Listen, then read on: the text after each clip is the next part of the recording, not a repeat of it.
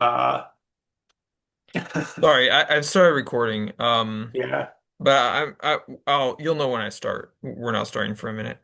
yeah, I know. Um, It warned yeah, me. doing math carefully is finicky and it takes practice and it's somewhat unrewarding. So like if you don't have to do it for your homework, it's very hard to find the motivation to do it because it's not fun like programming. Um, you feel Yeah, I like think it's just I don't do much pencil and paperwork, and I think that's probably essential for it. And yeah, it is. You learn it you from doing homework, I yes. think. You learn it from doing homework in real math Well, yeah, courses, which exercises, yeah. I have never taken a real math course. Wasn't that your resolution for this year? I know I've been fallen off the boat. It's the thing is I was loving it actually. Like I was crowing to you about like oh I was calculating decimal expansions of fractions and like how it made me feel closer to God, you know? Like because numbers are godly and all this other stuff is profane, like infinity or set theory I or have a all this guy, is I have a guy you would get along with. Kronecker. Yeah. Uh So, I mean, yeah, no, kinda. I, I, I kind of agree. I do think some of these exercises are brutal, and finding the appropriate level of Uh-oh. detail is hard because You're breaking up for me. shit. There you are again. I can We're see you. back. Yeah, I don't know.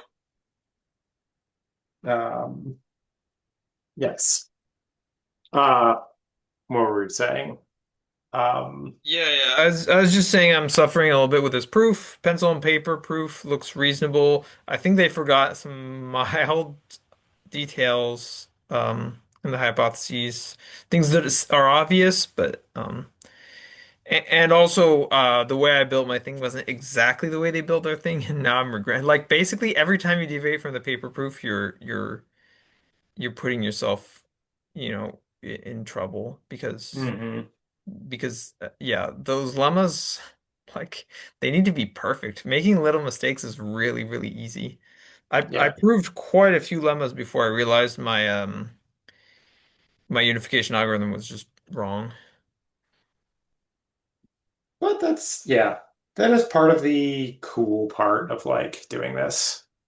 Um, Yeah, though I felt bad because if I just quick checked, I guess, right? And would I that worked on that would library. that have been easy to do or as a Maybe. yeah. Uh, it some of it would have been easy. I think I'm a little nervous when I'm working with fin sets because it's kind of uncomfortable. But even though in theory fin sets are super constructive, in practice, yeah, I think in lean they don't always compute, which is like kind of annoying actually. hmm And so um if they don't compute, the you just can't call quick check. I mean, it'll just not work. Interesting. Yeah, I was looking at Fin set if it's like Fin in lean was like a refinement thing. It was like they use the regular integers and then they like there's a proof that they're between zero and whatever, which I didn't realize that's how Lean did it. And like that I it makes a lot of sense to me and I kind of love Yeah, it. that is But then not how Rock does it. And that's not how Rock does it, not how Active does it. That's not the classic dependent type thing. correct. And Uh it is way better if you have proof of relevance. If you have proof of relevance, it's just the right way to do things. It's a lot gets way easier. Because then you're actually carrying a number around. You can actually just cast between things, and but all that really does rely on proof relevance, Does that make it easier in the proving sense or easier in the computational efficiency sense? the proving Uh, sense. the proving sense. Okay. Hmm. Yeah. For example, you can actually write things, like the n such that, n is less than, n plus m plus one, and then that is definitionally equal to um sorry, you can cast that to n plus 1 plus m, but then those proofs are definitionally equal, right? And so if you're carrying around a proof of that thing, or that, that the k is equal to the other k, um, then those two types are convertible, basically. So there's like you need to sort of bounce back and forth between the integers and naturals and these finite things, and you don't get hung up on like Oh, those no, well, castings. no, what you do, because it's a refinement type, you sometimes need to carry around that proof or another proof of the same statement. And sometimes, yeah, you don't want to bother proving that those two proofs are equal. Oh, I see. Gotcha, gotcha.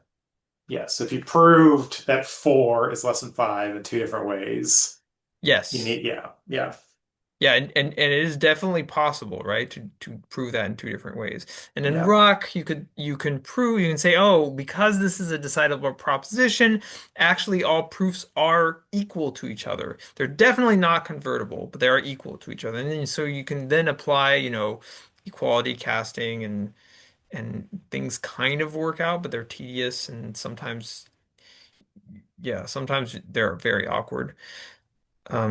Then those casts start building up, and sometimes you have to push them through each other. And ugh. Whereas in lean, YOLO, they're definitionally equal. Those two types are the same type. Kind Which of is insanity. what? I mean, what we're talking about is like ludicrous that this could be a problem, and yet it is. Yeah, I know. Uh, I know. And uh, then you're like, well, this is just common sense. Proofs of the same proposition should just be convertible. One is as good as the other, they're convertible. And then people are like, wait, you can build non-terminating terms. And then they're like, oh man. And, and then you're like, wait, but that doesn't actually matter so much, as long as it's consistent. Like, it's not like you can't write the Ackermann function, right? Like in Rock. And then people are like, okay, but you never write the Ackermann function by accident. And then people are like, well, okay, but you never write non-terminating terms in lean by accident. And but then also in practice, it's easy to get the conversion to blow up just for stupid mhm. reasons, not Ackermann function reasons. Um, but yeah, I don't know. I mean, you know, at the end of the day, yeah, you gotta kind of make compromises. If you have a system like HOL, you never worry about these things. But then, um, but then defining the finite types becomes a more subtle exercise, I guess. Yeah. I feel like I mean, this is in the kata of like something that I keep finding fascinating. You, of course, find fascinating of these, you're in the weakest intuitionistic type theory thing. You're in the weakest type theory. And you could start adding like the law of excluded middle, or you can add extensionality, propositional extensionality, or proof of relevance, or like a special prop that like has proof of relevance, but there's another thing that doesn't, and like how these interact. And then there's like Markov's principle, Yeah, or yeah, yeah. like, and so there's like, and there's actually not that, as far as I know, there's not that many of these like terms. There's probably like, if I wanted to list out all the things that are like connected to each other, maybe it's like 20 things or something. But still, I can never, every time it comes up on Mastodon or like you start talking about it, I like read the thread, and I'm like, do I understand this? No, I don't. Yeah, yeah, yeah. So again, this was my still held long held dream, which is write a book that defines all of these things, that proves all this implies not that, this implies this, this is consistent, this is inconsistent. Yeah, Just a big, but it does, it's quadratic, right? And some of these edges aren't known, whether they're consistent with each other. So you end up with this like this yeah, equations thing, right? Where you have 10,000 equations, and then all this the relationships between them is like a million. yeah. And there's also, Um, you're saying like, yeah, termination is one that like I think at some point I thought termination was like necessary for consistency or something, but that's not right. That's not And then right. there's What is yeah. almost necessary for it, but not necessary, but almost necessary is termination of closed terms, head normal forms of closed terms. If you don't have that, then you probably don't have consistency. Uh You could build an so if you have axioms, of course, you can build counterexamples. Um well, I and think I do have a simple example where you can still do it. It's foo of x is equal to foo of x plus one. And like that's non-terminating, but it just means that foo returns the same result for it can be consistent if the output of foo is the naturals or something or whatever. It's yep. consistent if Yeah. because there is a model, there's a bunch of models. There's models where foo just returns the same result for every input you give it. Yes, Um, that is indeed there are indeed you can add conversion rules which are kind of stupid and which are non-terminating and but still your system is consistent. Yes, this is possible. But it's hard to do.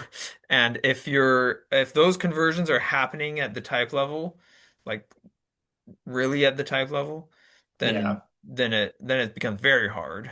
yeah. Um Yeah, because you like, I mean, we're maybe coming back to term rating or whatever. Like, if you want to prove confluence, I think is it's like very, very useful to have termination around if you want to prove confluence, because then you can talk about local confluence. Local confluence plus termination is confluence. Is that right? right. Yeah, Something that's like correct. That and that. that's you're cutting out a little. Man, this sucks. And we lost it again. Yeah, I can still hear you. Um, I don't know. Now you're And back. we're back. Yeah, this sucks. Um, This does suck. Also, I don't know that saying Um, things suck it forces me to put a colorful language tag on. I don't think so. I think you're in the clear on that one. Yeah. Um, So yeah, so yes, the local confluence plus termination implies confluence holds almost always. Or sorry, it's a super general. It's like an abstract reduction system result, so that's kind of nice. yeah. So it's just termination is like a really useful thing to have around to like because you can start combining it and it makes other things easier to prove that the Yes. other properties you actually want. Here's something that's kind of annoying is that for termination in a dependent type theory, you already need confluence. And so this is a Hmm. real like this is very annoying. Like when you're building your model, you really kind of want to say that if a pi type is a pi type and it's never any other kind of type, and it's also not a different but similar looking pi type. And to do that, you need confluence. And if you don't have that lemma, um, it's hard to show termination. I think there's some technique that Andreas tried to explain to me, but I don't really understand it. And so now, when you have systems that aren't confluent and you're trying to bootstrap enough meta theory to prove termination, um, it's very awkward. Hmm. And to be frank, uh, I'm not sure how many people really know how to do it. Yeah. There must be like 15, 20 people in the world that really know how to do this. Yeah, I was coming against the idea of a confluence prover that doesn't have for non-terminating systems like that class of solver or automated theorem prover. And I was like, I don't even know how you approach that. Well, for first order terms, there's a famous criterion, which is strong orthogonality. So Mhm. that one's kind of weird. So if you have no critical pairs, and you're terminating, then you're confluent. Great. That's basically just a simple consequence of the critical pair lemma, which is all sources of non-local confluence come from critical pairs. And you'd Mhm. expect, it's really hard to imagine a non-confluent system that doesn't have any critical pairs, but it is possible. And it's a really cute counter. It's actually in the trat in the term rewriting and all that book, and it's kind of cute. But you need uh but you Ghost. need didn't we say we should have Amanda on as a Yeah. Oh skeptical? man, she was. What was she saying? That was like. So, Oh all yeah, right, let me finish. Let me just finish. Hang on to that thought, but let me just finish here, which is if you have additionally left linearity of your term right system, then you know it's kind of nice because then you actually have confluence for um, systems without overlaps. So that's kind of cool, right? You have this additional hypothesis, but then you don't even need termination anymore. And I think maybe this generalizes to higher order rewriting, but I'm not sure. A lot of things do, but some things don't. Unfortunately, it is very annoying to have to enforce left linearity. Like it really is inconvenient. Sometimes you can finagle it, like you know that well-typed terms are gonna always this x is gonna be equal to this y if it's well-typed. But but yeah, but now you're working with this extra restriction and it's kind of annoying. And you have to be, you know, you have to be strongly orthogonal. So you really like you're not allowed to do anything funny. yeah. The only thing I have in my head about orthogonality is that it has something to do with like sort of constructor discipline. It's like in pattern matching discipline. So I guess that's the linearity part. Um, Yeah. but other than Um, that, I've sort of, it's you go through these books and like there's parts of it you're like, I don't know what to make of this part, and you sort of ignore it. That orthogonality's been kind of that for me of like, I don't know what to make of this. I've ignored it. I'm sure it's important or I yeah, mean I don't know. it does mean that generally you know again I don't know if it holds in the higher order. I suspect that it does, but in first order, yeah, it just makes all your functional programs basically reasonable. But you do have to Amanda's standing behind you like it's the ring, like she's gonna murder you as soon as you all right. Yeah. Anyway, Oh yeah. She was like tearing into she had opened up one of the books I had like of the 1,000 books I had lying around. In fact, it was this one. I bought a copy of the Introduction to Homotopy Type Theory. oh. Um, and it like and there was like it said like consider a universe.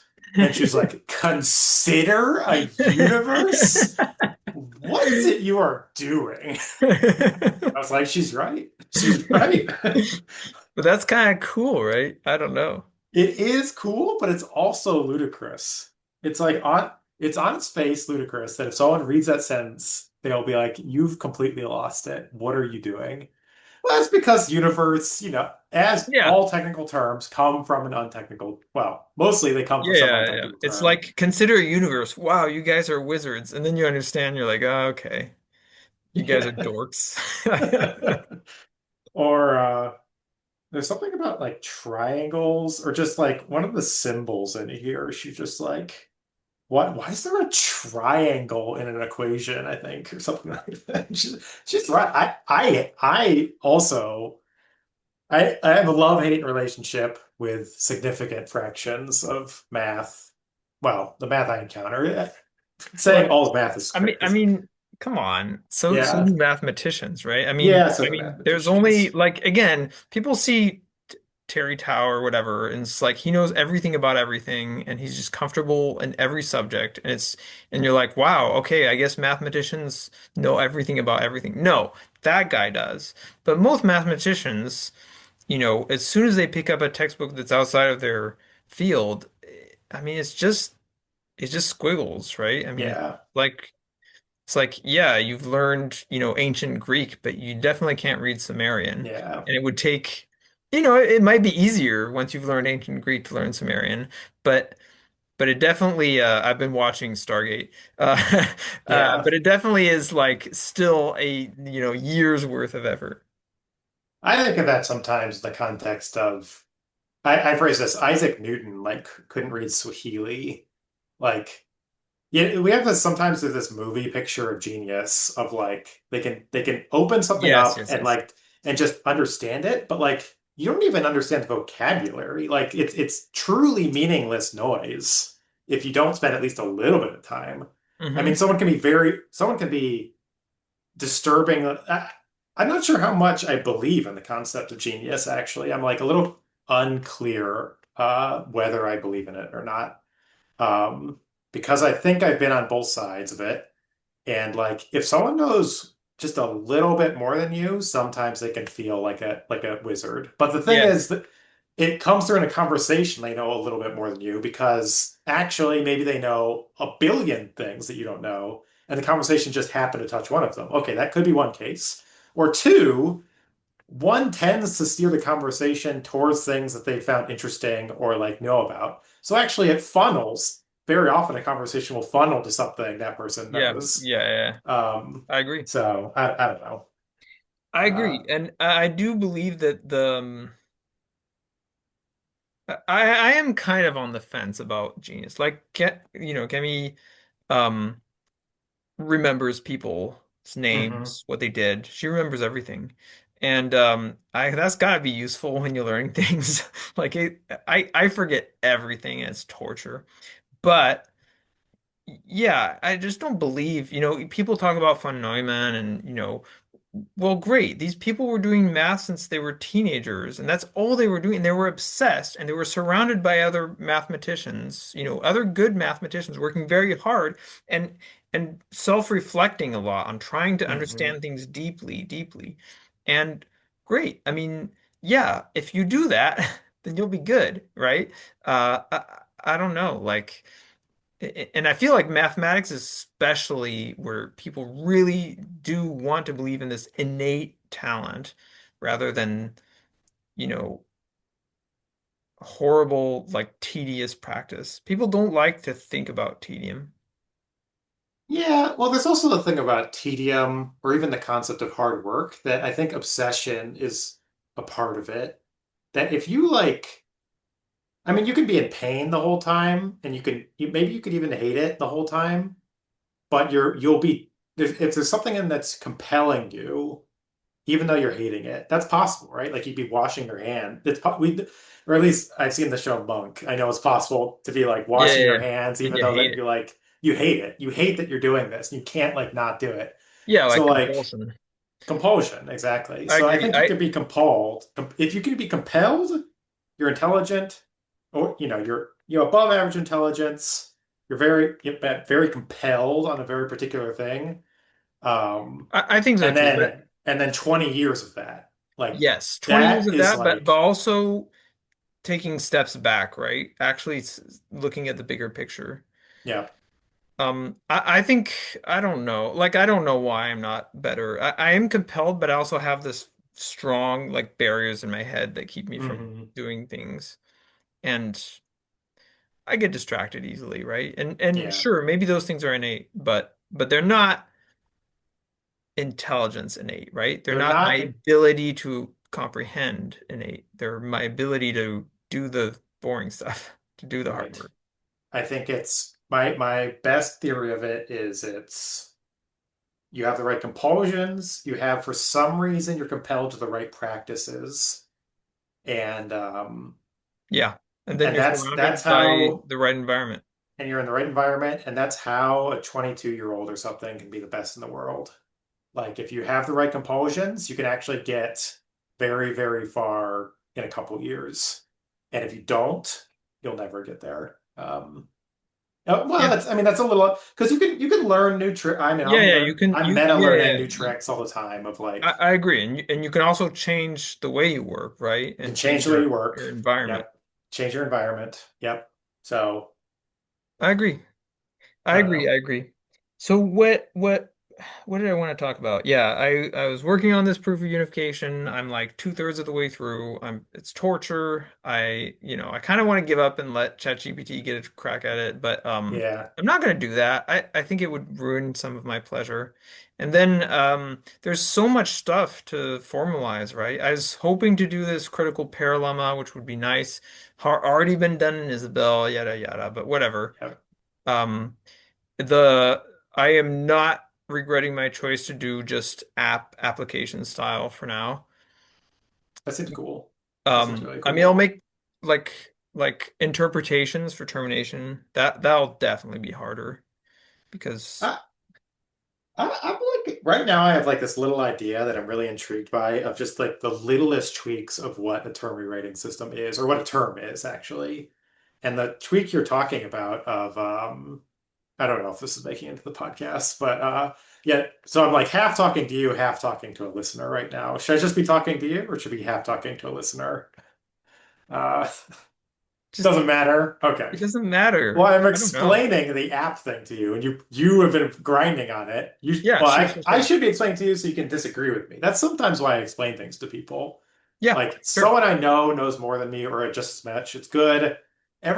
Actually 10% of the time, 20% of the time, I explain how I would like explain this thing that I think we're both on the same page about, and then they come back and like, no, that's not how I think about it. So it's actually still a very useful activity. Anyway. Uh, the canonical version, why is this canonical? How can there even be a canonical? Anyway, the canonical version of a term is you have basically some way of describing like the symbol you're applying to arguments, and then you have like a fixed number of arguments that like corresponds to that term, and they're in order. Okay, and then it's recursive, so it's just a tree, and this is like our ordinary conception of term. But the one you're describing is no, there's a binary app, and then there are constant symbols that have no arguments. And that's more what it feels like when you do a lambda calculus, where you have var, lam, and app, and that app is binary. Whereas the Hmm. other one is like this n-ary app. Yeah. And this is also the same thing happens in like C versus like Haskell or something, where you like, do you want to have currying by default, or is there a notion of like a fully applying a function, but there's no idea of like not fully applying it? Yes. Um, and there's efficiency gains and expressivity gains in both directions, and like people Yeah, care yeah, yeah. about that a lot in And compilation. humans as humans we think Uh-oh, about trees very naturally. Ah, I'm losing you we again. lost This it. is We lost very it again. This is brutal. it is brutal. I don't know. Maybe these are coffee breaks for the viewers. No, this is terrible.